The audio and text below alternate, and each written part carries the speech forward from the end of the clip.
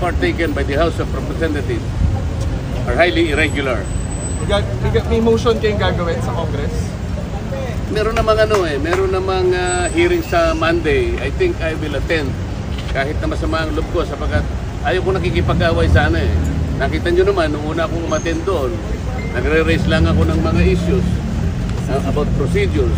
Sabi ng chairman, hindi na raw ako member.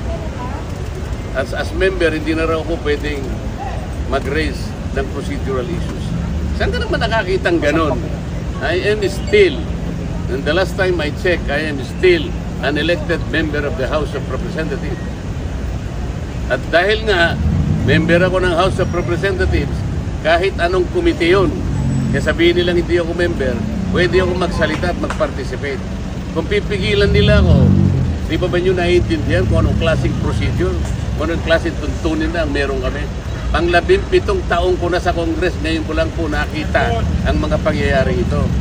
Nalulungkot po ako, nagdaramdam ako, nai-stress ako kung bakit nangyari ito. Ito lamang pagdinig na ito, in aid of legislation, kayo po na nasa media, alam kong nalalaman na ninyo, hindi na po in aid of legislation. Kung totoo po, na isinasaalang-alang namin yung paggasta at kailangan po nating pusisiin. Tama naman po yun. Lahat tayo katungkulan nating maging transparent, maging accountable. Ang tanong, ang House of Representatives po ba ang gaganap sa tungkulin ng Commission on Audit? Pagka gano'n, tanggalin na po natin ang COA sapagkat sila na po ang nag-audit.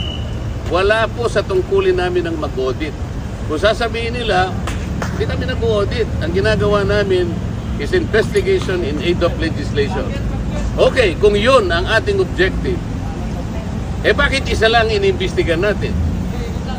Ilang opisina ba ang merong confidential fund sa palagay nyo? May idea ba kayo? NGAs na lang, National Government Agencies. Ilan ba karami ang National Government Agencies? Palagay mo na lang 500. Okay? At yung kalahati nun, binigyan ng confidential fund. 250 yun. LGUs, sila ng LGUs. Mga mayors and gobernador. Palagay mo lang 1,000. Kalahati nun, 500. O di 750 na yun. What about the GOCCs? Government-owned and controlled corporations. Mga 300 yan. Kalahati na lang. 150. O palagay mo lang 1,000 na lang ang nabigyan na ahensya ng gobyerno. Bakit? Bakit Office of the Vice President lang? Wala pong nagtataka sa atin kung bakit ang pinipilit na isolate lang, ang pinipilit na gisain lang, Office of the Vice President. At saka yung DepEd na kung saan ay naglingkod siya bilang secretary. Paano po yung iba? In aid of legislation po ba ito? O in aid of persecution? Kaya nyo na pong mag-conclude eh. Ang linaw po nito eh. Hindi na po tayo dapat gumamit ng calculator eh. Wala na pong computer na.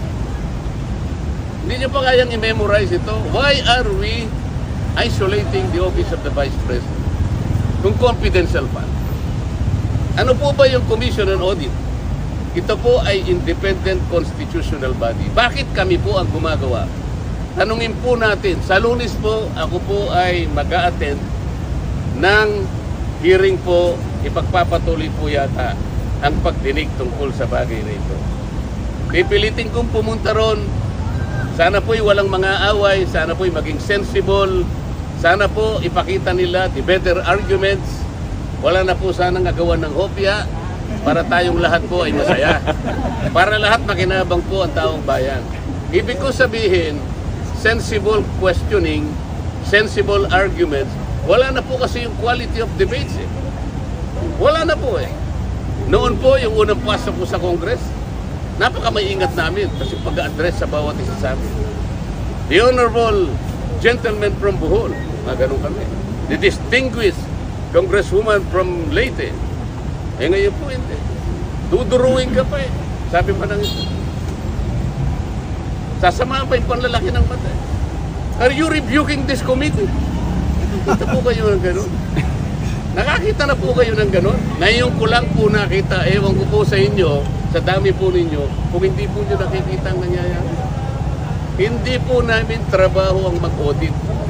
Yun pong audit observation memo o kaya notice of disallowance, by their very nature, ito po'y confidential. Confidential po eh. Bakit po ang House of Representatives kukunin nila po yung mga dokumento at sila mismo ang gagawa ng gawain ng COA? Ang ibig bang sabihin, gagawa po ba sila ng batas para i-abolish na po ang COA? Hindi po nila magagawa yun.